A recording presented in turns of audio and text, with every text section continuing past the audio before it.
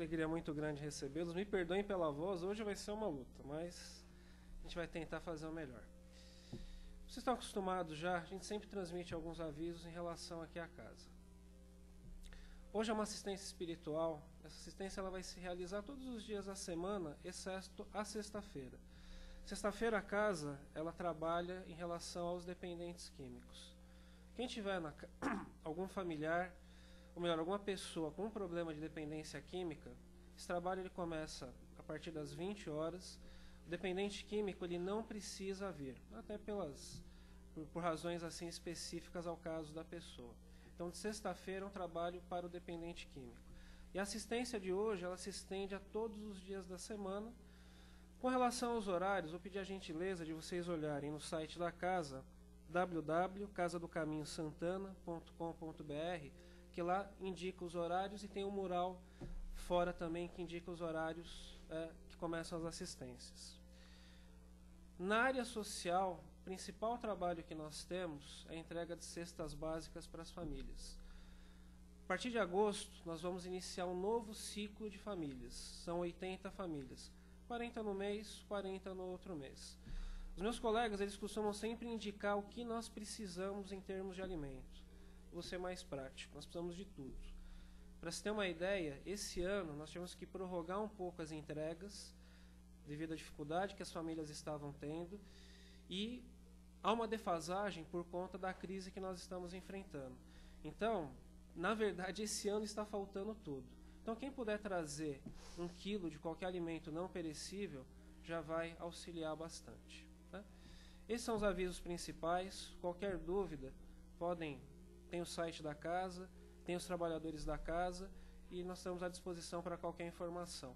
Último aviso, quem quiser fazer um tratamento regular, chegue meia hora antes de cada assistência. Aí, geralmente, às terças é a Sandra ou a Cida, o plantão, aí pode fazer um tratamento à distância ou um tratamento mais regular.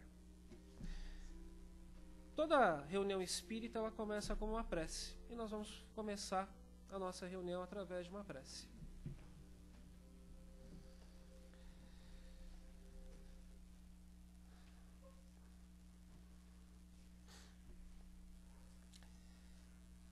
Mais uma vez, Deus permite a celebração, a nossa presença aqui. E Jesus já dizia, quando 2 ou mais pessoas aqui estivessem, Ele estaria presente. Nesse momento é o momento em que nós vamos nos comunicar a Ele, cada um entregando o seu problema, e o tratamento, na verdade, ele se inicia nesse instante. Por isso que nós rogamos ao alto toda a luz e toda a proteção, aos benfeitores espirituais que aqui se encontram, e eles que permitem a realização do nosso trabalho. Pedimos ao alto força, luz, equilíbrio e tranquilidade, principalmente esperança nos momentos turbulentos e difíceis que nós estamos enfrentando. E Jesus já dizia também, ninguém vem ao Pai senão por mim. E nós, a partir deste momento, cada um sabedor da sua dificuldade, nós vamos colocar nas suas mãos esse problema, na confiança e na certeza que assim seremos atendidos.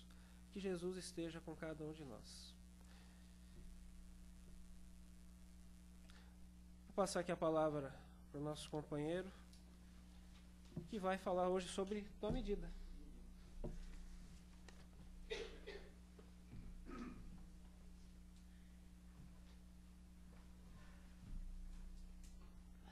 Boa noite. Todos bem? Até que para época de férias, até que a frequência tá boa, né?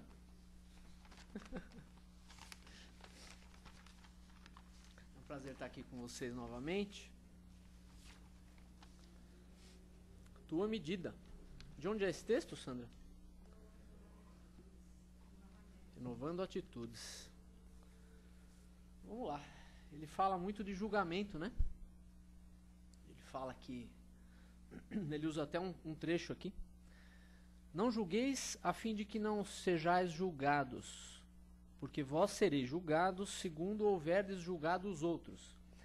E se servirá para convosco da mesma medida da qual vos servistes para com eles. E esse trecho é do Evangelho segundo o Espiritismo, né? Capítulo 10, item 11. E a gente está sempre julgando. a gente julga um pouco a nós mesmos também, né? Nós julgamos um pouco a nós mesmos, mas nós temos aquela coisa de julgar também as atitudes dos outros, né? Principalmente quando nos fazem alguma coisa que nos feriu, né? Alguma coisa que nos machuca, alguma coisa que nos tira um pouquinho do sério. Mas o que a gente tem que pensar, primeiramente nisso, é que, como fala lá no Livro dos Espíritos, a lei de Deus está escrita na consciência de cada um de nós. E essa consciência vai variar de acordo com o grau de evolução em que está o espírito. Então o espírito superior, ele tem uma consciência de um grau muito diferente de um espírito que está um pouquinho mais atrasado e, portanto, mais propenso ao erro. Né? Então, como a lei de Deus está na consciência e a gente, quando julga alguma coisa errada que alguém faz, a gente está julgando, comparando aquilo com a lei, a gente, na verdade, está comparando aquilo com o código errado. Porque nós estamos comparando a conduta do outro com a lei de Deus que está na nossa consciência, no nosso grau de evolução. Só que quando o outro comete uma coisa que nós julgamos ser uma transgressão, ele está julgando aquilo, né, fazendo um auto-julgamento ali, de acordo com a lei que está na consciência dele. Não estamos dizendo que nós sejamos superiores ao outro que errou, ou inferiores, não é nada disso. Mas, às vezes, o que está na consciência de um já como consciência mesmo, como consciência de alguma coisa, no outro ainda está só como informação. Né? E a informação, o conhecimento que a gente lê no livro, que a gente assiste na palestra, que a gente vê na aula do curso de Espiritismo ou em qualquer outra religião, primeiro ele vem como informação. Depois é um processo muito longo para aquilo se transformar em consciência. Né? E a simples informação, o simples conhecimento não muda a nossa vibração espiritual. Não muda a nossa condição moral de imediato. Se não muda a nossa, também não muda a do outro. Só isso já é suficiente para a gente ver que a gente não deve exercer esse julgamento no outro, porque a gente só vai ter condições de fazer isso com a nossa medida. A gente não tem condições plenas de se colocar no lugar do outro de maneira plena. É impossível, porque a gente não está passando pelo que ele está passando.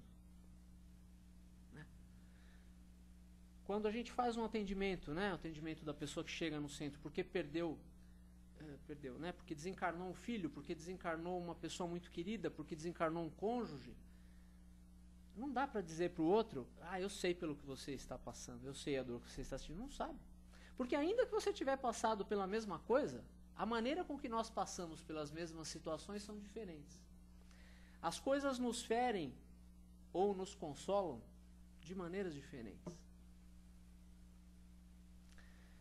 E Deus respeita essa individualidade. Deu até um calor. Deus respeita essa individualidade de cada um de nós, respeitando o nosso livre-arbítrio. Respeitando o nosso livre-arbítrio. Mas ele respeita o nosso livre-arbítrio? Jesus já falou isso.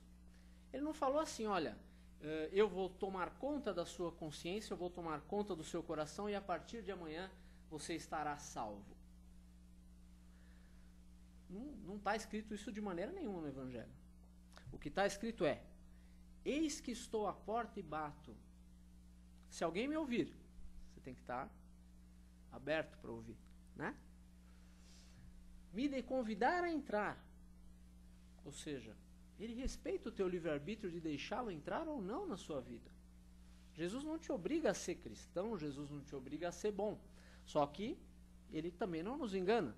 Ele fala, não, você vai colher os erros e acertos vão gerar os frutos amargos ou doces do que a gente fizer. Se alguém me ouvir, me convidar a entrar, eu entrarei e com ele cearei.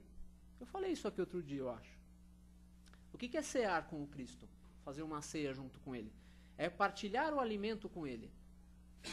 Em outra passagem ele fala assim, um alimento eu tenho que comer. fazer a vontade do meu Pai que está nos céus. Ou seja, é partilhar o alimento espiritual. Não está falando de alimento físico, embora tenha feito isso muitas vezes, enquanto aqui entre nós. Mas ele não está falando ali de compartilhar só o alimento físico. É compartilhar a luz dele e a pureza dele, que tem a função de nos purificar. Nossa, Mir, mas se você for ler lá no Antigo Testamento, fala lá que as pessoas tinham medo de ser contaminadas pela impureza dos outros. O que era uma forma de julgamento, né? Eu julgando o outro impuro, lá na época do Antigo Testamento, julgando que o outro tivesse uma conduta impura, ou que ele fosse impuro por qualquer razão, nós tínhamos medo, digo nós porque provavelmente nós estava lá, né? Nós tínhamos medo de que a impureza dos outros viesse a nos contaminar. Só que a lei de Deus é exatamente o contrário. A lei não é de regresso, ela é de progresso. Isso significa que o puro que purifica o impuro. O que se alastra é a pureza e não a impureza. É o contrário. Ele levava a pureza aos outros. Né? Vide aquele episódio da mulher, né, que tinha o sangramento e só de tocar nas vestes deles ela ficou curada. E ele fala, senti sair de mim uma virtude. Alguém me tocou. Né? Aquela multidão de gente. Ele fala, alguém me tocou. Estava sendo tocado por um monte de gente. Me tocou porque eu senti sair de mim uma virtude. E aquela senhora ficou curada na hora. O puro purificando o impuro. E ele fala de julgamento também lá atrás, quando ele acha aquelas pessoas lá querendo apedrejar uma mulher que foi surpreendida ali em adultério. E ele não fala, ele não julga a atitude deles, dizendo vocês estão errados. Ele não se coloca na condição de juiz. Olha, repara isso. Ele não se colocou como juiz. E a gente está falando de julgamento. Porque os outros estavam julgando a mulher. Se ele se colocasse na posição de julgar aquelas pessoas que queriam apedrejar, ele estaria cometendo o mesmo erro. Ele fala, tudo bem, mas aquele que estiver sem pecado, que atire a primeira pedra. Ou seja, mais do que se colocar na posição de juiz, muito antes de se colocar na posição de juiz, ele se coloca na posição de um professor. E isso talvez seja a coisa mais importante da gente compreender sobre esse texto aqui. Porque a gente construiu através da teologia e através dos séculos, né, na teologia tradicional, onde fala lá que Deus nos fez a sua imagem e semelhança, e fez mesmo, né, no sentido de sermos o princípio inteligente, de sermos perfectíveis, né, até a perfeição relativa ali que podemos chegar. Ele se coloca também na posição de ensinar e não de julgar.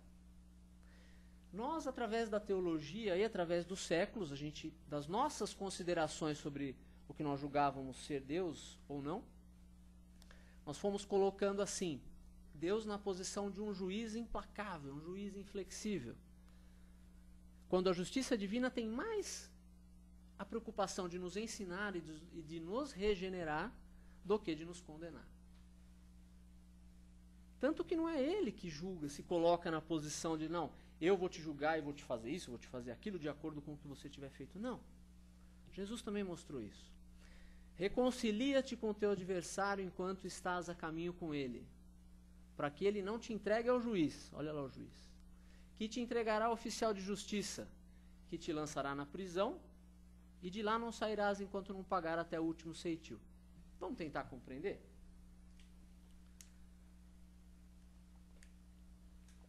À luz do Espiritismo, como é que talvez seja uma das interpretações que nós podemos dar para isso? Reconcilia-te com o teu adversário. Esse adversário pode ser uma outra pessoa, né, com quem nós não estamos tendo problemas, como esses podem ser os nossos adversários internos.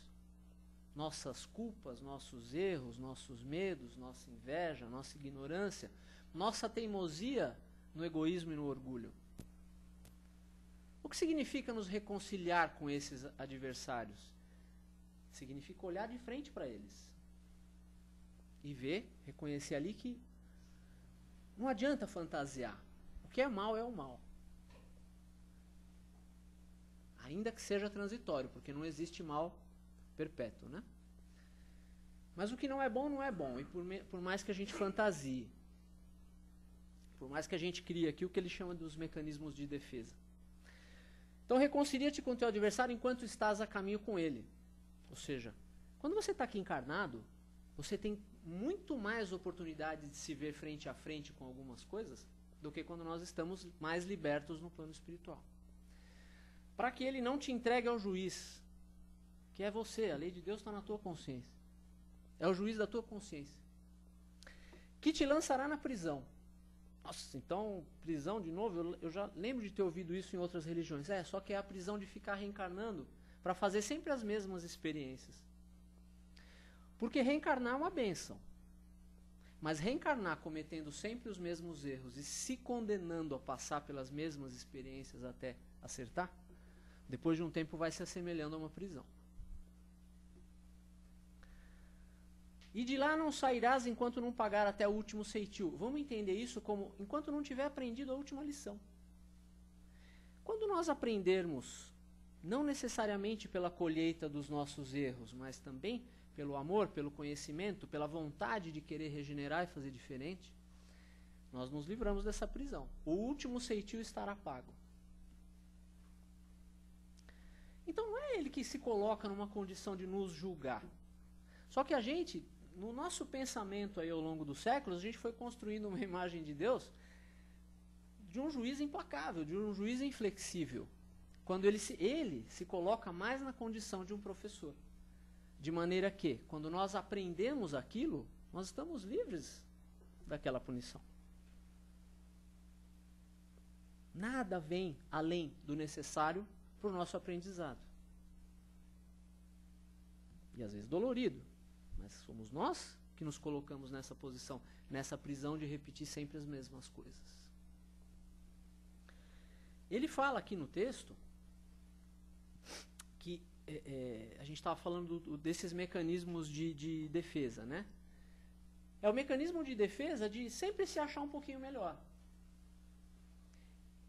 Uma necessidade interna que nós temos de nos acharmos um pouquinho melhores.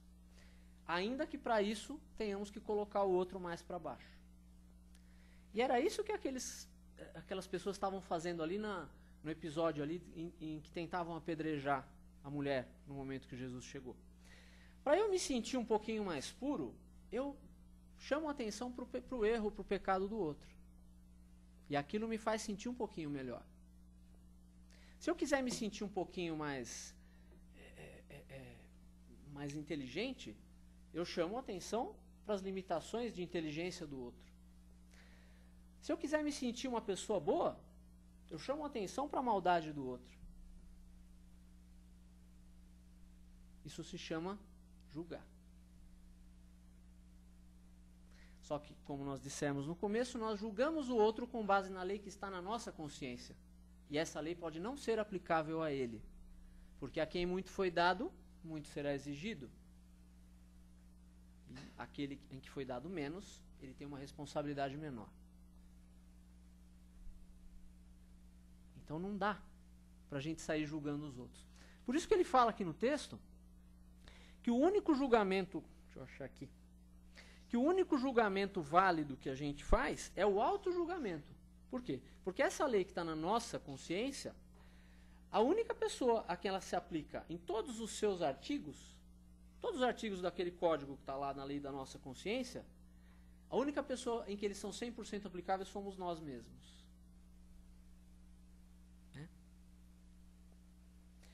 Outra coisa que eu achei bacana que ele fala aqui é desses da gente ver no outro um espelho, né? Então, como a gente vê no outro o espelho das nossas características, e a gente, às vezes, dependendo do que for, não suporta isso, a gente exerce esse julgamento maldoso em cima do outro. Mas por que maldoso? Porque o nosso julgamento ainda é o julgamento segundo o mundo, e não segundo Deus, segundo o Espírito. Por isso que está lá também nas Escrituras em que fala, os juízos de Deus são loucura para os homens. Porque a gente pensa como matéria. A gente pensa como ego, a gente pensa como transitório. E a gente julga como se as coisas fossem transitórias. E a gente julga se esquecendo do que aquela pessoa vai ser.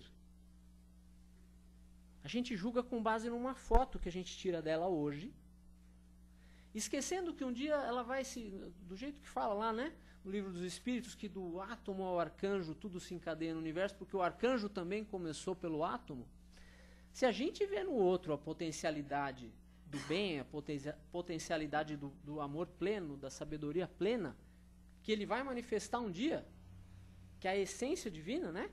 Que essa é a imagem e semelhança de Deus, fica muito mais fácil deixar de julgar o outro. Porque a gente fala, isso é uma questão de tempo. E o tempo fará o trabalho dele. Ainda que nós fiquemos por séculos com aquela fotinho daquela pessoa naquele erro que ela comete hoje. O tempo vai fazer o trabalho que Deus lhe deu. E a gente às vezes fica preso naquela foto de um modo que o outro às vezes já virou arcanjo e a gente ainda vê o capeta que a gente achava que o outro era. Mas não vim aqui só para dar uma notícia. Né? Não vim aqui só para dar uma notícia. A notícia é que mesmo, da mesma maneira que o outro também vai virar arcanjo, nós também vamos. Mas para isso nós vamos ter que nos encarar com a honestidade de quem já conquistou a humildade. Putz, amigo, você não misturou as coisas? Não. Não, porque para a gente se olhar com honestidade, os nossos erros e acertos, os nossos defeitos e virtudes, é preciso desenvolver a humildade. Porque senão a gente vai se olhar com o mesmo olhar orgulhoso que a gente julga o outro. E aí a gente não vai falar assim. Se você olha com humildade, você vai falar assim, errei, né? Amanhã eu vou tentar não cometer esse erro. Pelo menos não o mesmo.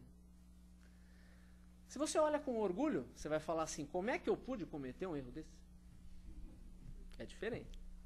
É bem diferente. Isso faz parte daquele mecanismo de defesa de que nós estávamos falando, que é tentar suavizar um pouco as características. Para quê? Para ficar no auto-engano.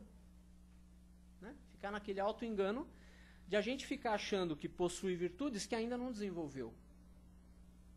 Quem quer ver bem o que é isso num trabalhador espírita de primeira grandeza, leia o livro Voltei, de Chico Xavier, pelo espírito... É o Frederico Figner, mas ali ele usa um pseudônimo. Como é que é o nome dele? Irmão Jacó. Voltei. Ele mostra que ele era um trabalhador espírita que chegou lá achando que as coisas estariam tudo preparadas para recebê-lo com as pompas que ele se julgava merecedor, e a coisa foi um pouquinho diferente do que ele imaginava. Isso pode acontecer com qualquer um de nós. Porque se cria um mecanismo de defesa para nós contentarmos a visão egóica que a gente faz da gente mesmo. Ah, mas eu não faço isso. Mecanismo de defesa é, ainda que a gente use o outro como medida. Mecanismo de defesa. A gente se coloca na posição de julgar o outro com base nesse mecanismo de defesa do nosso ego, da nossa autoimagem. Quer ver um exemplo? Tem um monte de gente em dúvida se faz ou não, né? Eu mesmo fiquei na dúvida. Será que eu faço isso? Fiquei um tempão pensando. Alguém fala assim pra você. Nossa, olha, fulano arrumou um bom emprego, né? Aí você pergunta assim, tá trabalhando, vai ganhar o dobro da gente. Dobro? Também com o QI daquele que ele tem, pronto, esse é o mecanismo de defesa. Porque a gente está reduzindo a conquista do outro. Reduzir a conquista do outro é fazer um julgamento de que ele sem o tal do QI não ia conseguir. É colocar o outro para baixo. Esse julgamento é feito segundo o mundo e não segundo o espírito. Ele é segundo a carne. Outro exemplo.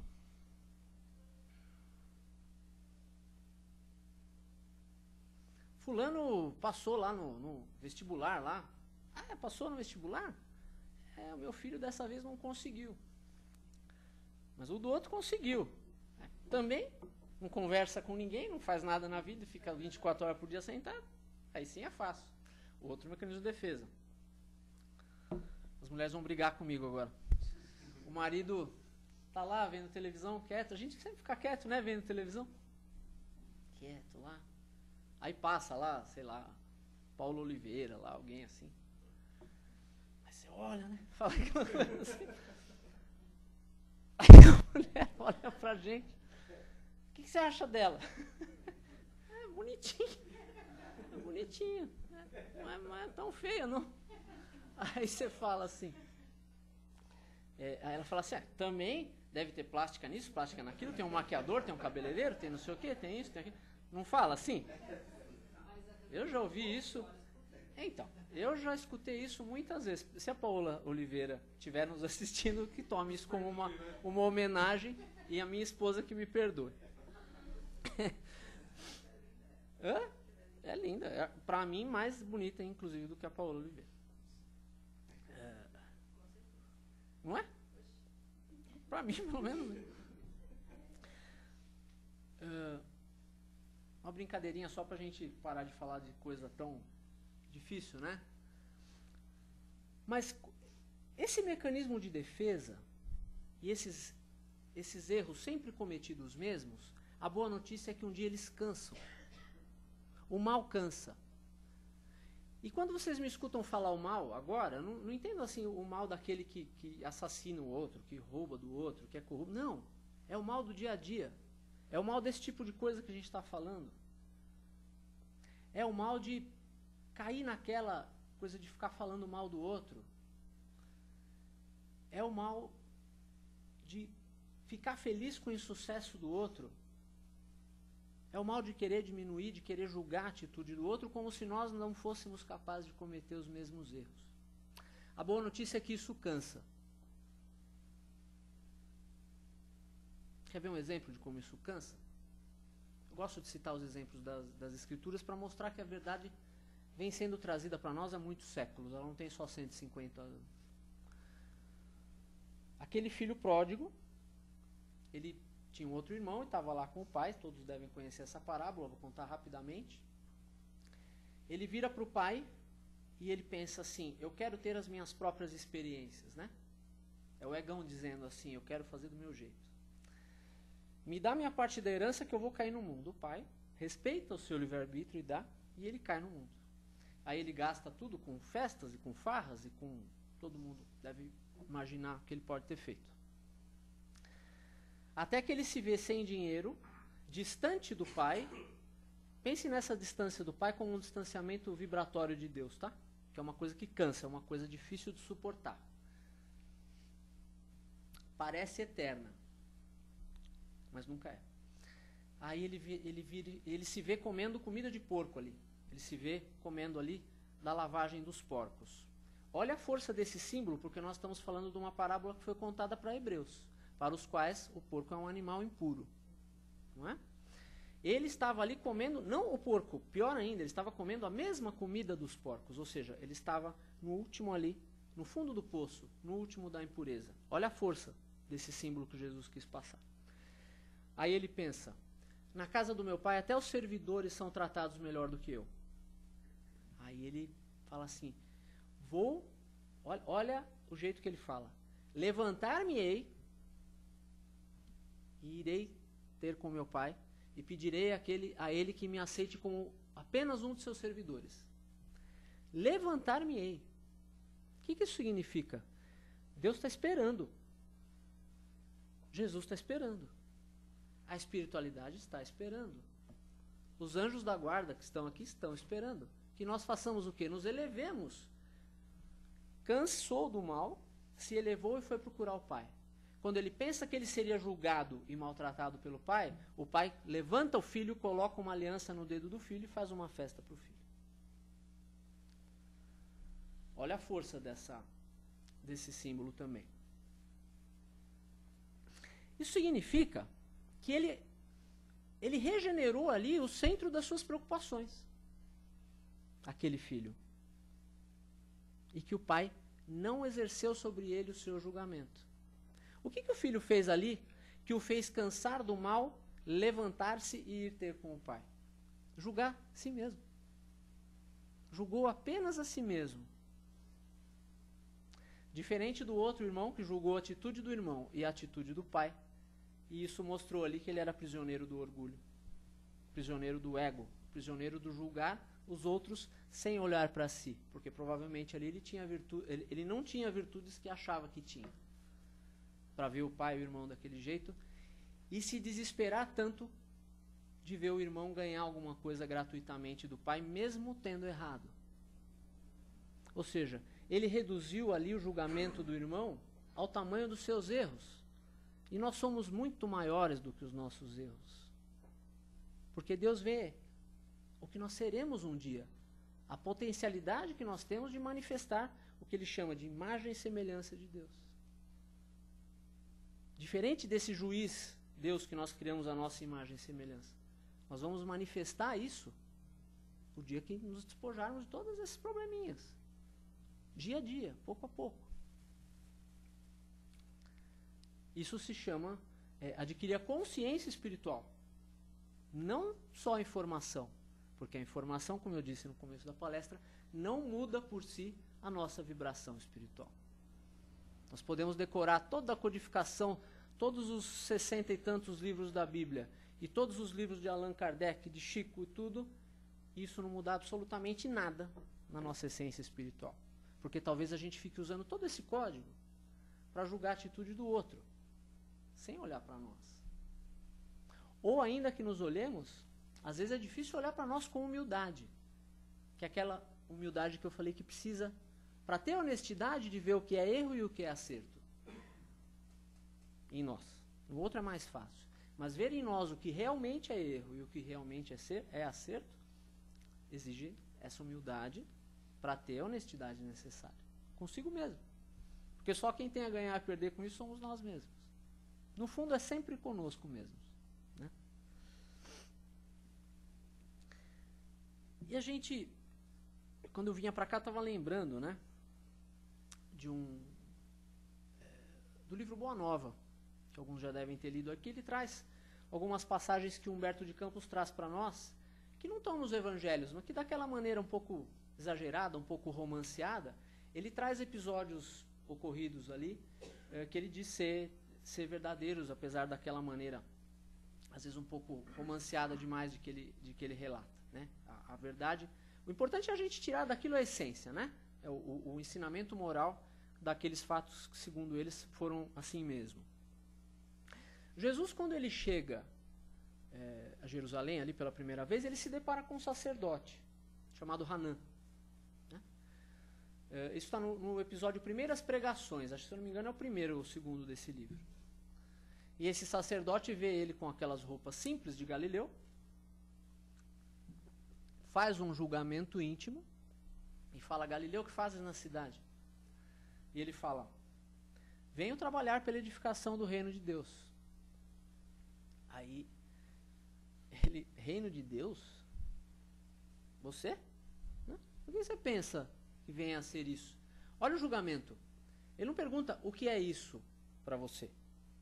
Ou seja, o que é isso na sua concepção? Ele pergunta: o que você pensa que possa ser isso? Ou seja, no seu erro, nas suas limitações, o que você acha que é isso? Olha o julgamento. Aí ele fala: é a obra divina no coração dos homens. Olha a simplicidade, o tamanho curto das respostas e ao mesmo tempo a sabedoria. É a obra divina no coração dos homens. Aí ele fala, olha o julgamento de novo. Ele fala assim: mas você, por acaso você conta aí com o apoio de algum príncipe ilustre para isso? Ou seja, como é que você vai fazer sem dinheiro, sem poder, sem nada? Julgando que ele fosse impotente, sem dinheiro, sem nada. E ele fala: os meus trabalhadores chegarão de todos os lugares. Aí que ele começa, o Hanã, né, o sacerdote Hanã, a exercer o julgamento mesmo. Porque ele fala assim: ah, com certeza chegarão. Né? Os tolos e os ignorantes estão em todos os lugares e certamente vai ser esse o teu material de apoio. Mas, Galileu, por acaso você já viu alguma estátua perfeita, modelada com fragmentos de lama? Aí Jesus fala alguma coisa mais ou menos assim: não há mármore mais formoso do que o do sentimento, e nem cinzel mais poderoso do que o da boa vontade. A boa vontade transformando o sentimento. Isso faria a estátua perfeita. Aí, o sacerdote que não parava de julgar, ele fala mais alguma coisa ali que eu não me recordo agora e desiste. Mas percebam que por exercer esse julgamento, ele perdeu de vir a conhecer o que realmente era o reino de Deus ali. E continuou passando pelo resto da vida. Inclusive fala ali nesse trecho, fala que esse sacerdote depois viria a ser o juiz inclemente de sua causa. Ou seja, ele tinha realmente a posição de julgador. E ele desiste de Jesus. Viu que ali não ia conseguir o seu intento, né? E Jesus vai, depois de ter dado essa oportunidade para que ele, se não tivesse julgado e tivesse parado um pouco para pelo menos tentar conhecer, poderia ter feito uma grande mudança na sua trajetória. Ele vai procurar Simão Pedro, ele vai procurar André, que não eram poderosos ali sacerdotes, eram pescadores. E ele fala as mesmas coisas, que vinha da parte de Deus e que vinha trabalhar pela edificação do reino de Deus. Eles mesmo compreendendo aquilo como uma coisa material, né, como se fosse a construção de um reino ali em torno do lago ali, eles falam assim, não, nós topamos trabalhar nisso com você. Olha a simplicidade de quem não julgou. E ali ele fala, Jesus sorri, né, prazerosamente daquela simplicidade, daquela coisa bonita, aquela ingenuidade bonita deles, e adia prazerosamente as maiores explicações. Porque mais tarde eles viriam saber. Porque talvez se soubessem naquele momento que não estavam preparados, não fariam o tamanho da obra que fizeram. Porque teriam julgado. Ali não julgaram. Simplesmente fizeram o que tinha que ser feito. Né? Então, assim, se a gente for olhar Jesus, na visão de Hanan, na visão do mundo, na visão do homem comum, que não está atento a tudo que nós viemos buscar aqui hoje, poderia achar que Jesus saiu daqui derrotado. Pregado na cruz, todo ferido, todo quebrado, traído pelos seus amigos, abandonado pelos seus queridos, né? Praticamente sozinho. Poderia ter julgado que ele saiu daqui derrotado. Isso na visão do mundo, porque na visão do Espírito foi a maior vitória que esse planeta já viu. É a vitória do amor sobre o ódio, da sabedoria sobre a ignorância, do bem sobre o mal. Mas, Amir, essa vitória já aconteceu? Já. É só a gente fazer a nossa parte. Né? De nos vermos segundo as nossas vitórias, os nossos fracassos, os nossos erros, os nossos acertos, não segundo o mundo, mas segundo o Espírito. Aí nós vamos compreender um pouquinho melhor a mensagem de Jesus e procurar construir esse, sem julgamento, né? Um julgamento só, o auto-julgamento sem julgar os outros, construir esse reino de Deus dentro de nós, que foi o que ele veio tanto lutar aqui, tanto mostrar para nós. Que ele te acompanhe e abençoe e ilumine cada uma das suas escolhas. Obrigado. Vou quebrar o protocolo aqui, porque é um tema extremamente complexo, né? Muito complexo. No início da palestra, você falou quando as pessoas chegam aqui no atendimento fraterno e vem naquele sentimento extremamente complicado. Um deles é revolta. Uhum. Por quê? Ou porque perderam, às vezes, um processo judicial, ou tiveram outras perdas. E aí, é claro, a pessoa faz o seu julgamento de que foi injustiçada. Como trabalhar isso? Como tentar conduzir que esse sentimento de revolta não domine a pessoa, porque daí vai desencadear outros sentimentos. Como poder administrar isso na nossa vida? No atendimento fraterno, uma coisa que a gente costuma fazer é às vezes não ser tão direto com as coisas, né? Porque isso que você está falando, né? Quando não está falando para ninguém especificamente, a gente pode ser um pouco mais franco. Que a pessoa vem falar e se sentir injustiçada, né? Mostrar uma situação da qual se julga ter sido vítima, ter sido injustiçada. Se a gente pensar em Deus como alguém que poderia permitir que a injustiça se fizesse contra alguém, ou seja, que aquilo que nos chegue sem ser uma prova ou sem ser uma expiação, nós estaríamos admitindo que Deus poderia errar. Né? Nossa, Deus errou e deixou esse negócio chegar em mim, isso não era para mim, que eu estou sofrendo uma injustiça.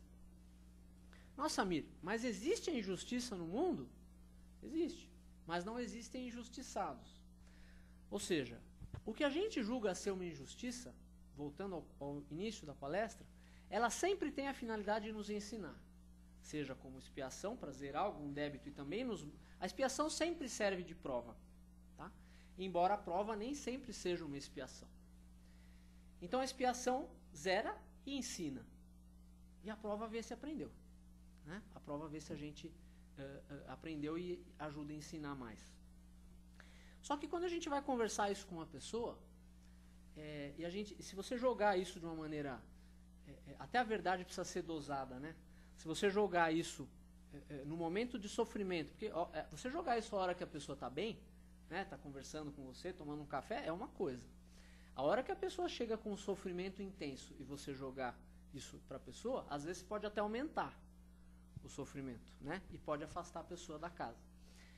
Então, num primeiro momento, a pessoa precisa de um colo, precisa de uma assistência, precisa, né, de ser acolhida, né?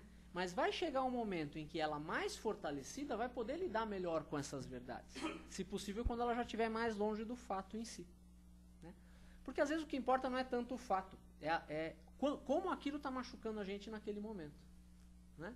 O mesmo fato às vezes machuca pessoas no mesmo momento de jeitos diferentes, e para a mesma pessoa, em determinados momentos diferentes, ela pode ter um efeito diferente. Cada um tem uma maneira de simulação. Cada um tem uma maneira, de acordo com o seu próprio, a lei de Deus que está na sua consciência, né? Com o seu grau de consciência. E sua sensibilidade, né?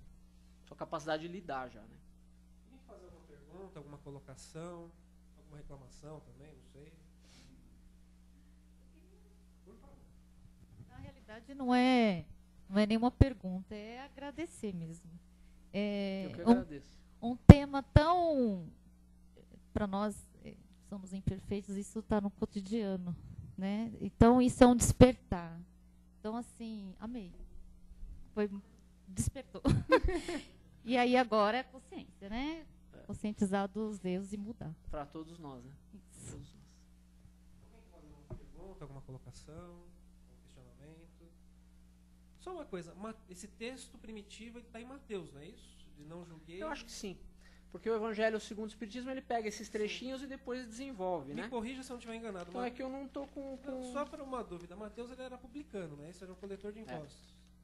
Jesus não julgou ele Não até julgou. nesse ponto.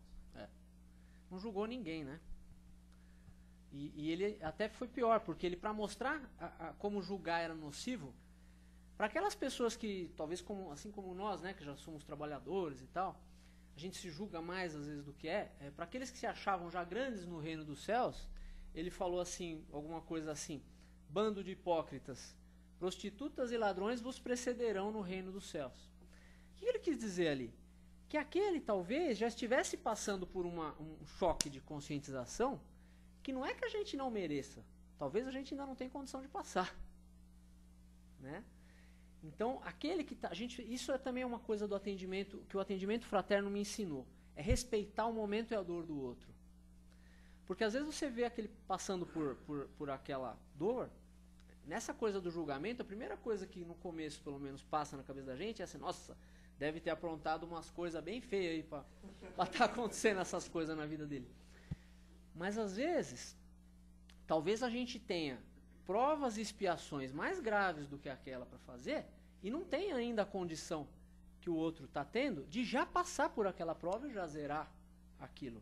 A gente ainda vai precisar se desenvolver para ter a força de passar por uma prova que por enquanto está suspensa, esperando o nosso amadurecimento. Né? O bom disso é que nada disso tem a finalidade de nos fazer sofrer, mas simplesmente de nos ensinar para nos fazer mais felizes, mais e mais felizes. Mesmo a duras provas, né? Mesmo as duras provas. Porque as recompensas dessas são maiores ainda. Né? Quanto mais duras, mais pujantes são as recompensas. Né? As recompensas segundo o Espírito, né? Não segundo o mundo. Tá? Alguém deseja algum comentário, alguma colocação? Extremamente abrangente, Obrigado, até pelo gente. momento Boa que noite. nós estamos vivendo. Obrigado, amém.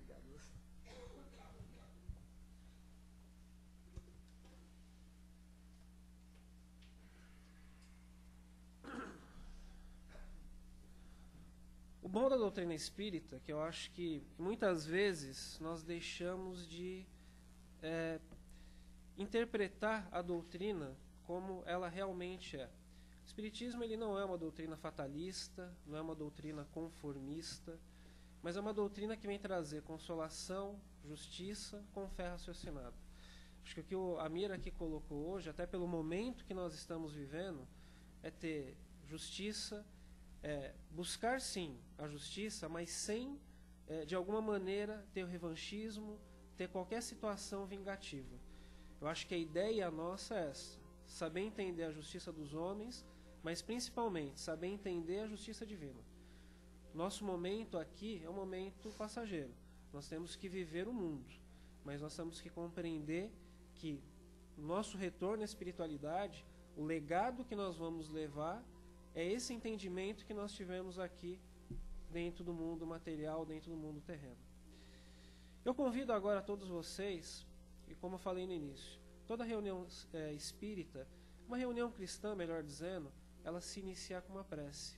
E agora é chegado o momento também em que nós vamos compartilhar amor, vamos compartilhar caridade, vamos levar às pessoas aquilo que elas necessitam através dos nossos pensamentos, que a partir deste momento eles vão se transformar em vibrações. Por isso que nesse momento nós vamos vibrar. Vibremos pelo mundo, pelo Brasil, a pátria do Evangelho, o coração do mundo. Vibremos por aqueles que se dizem os nossos inimigos. Vibremos pelos enfermos e pelos moribundos. Vibremos por aqueles que têm sede de justiça.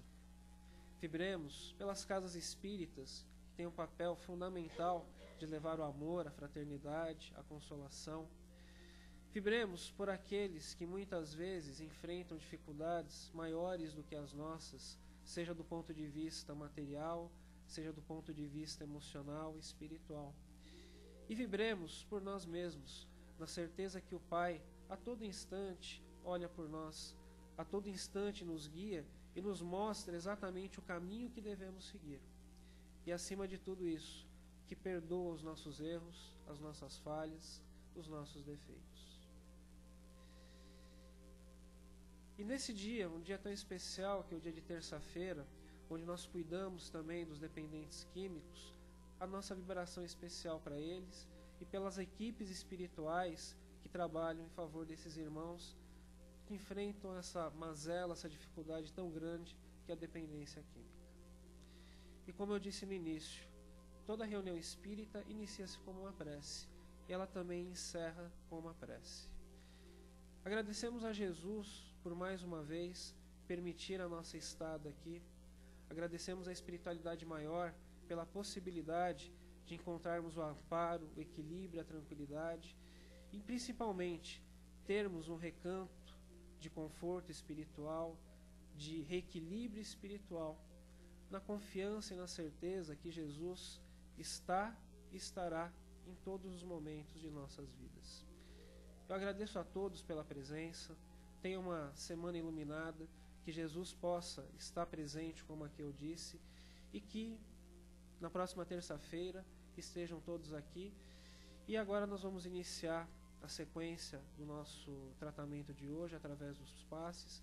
Peço a gentileza de aguardarem que o nosso companheiro aqui, o Luizinho, vai encaminhá-los para a sala de passe. Uma boa noite, mais uma vez agradeço a presença.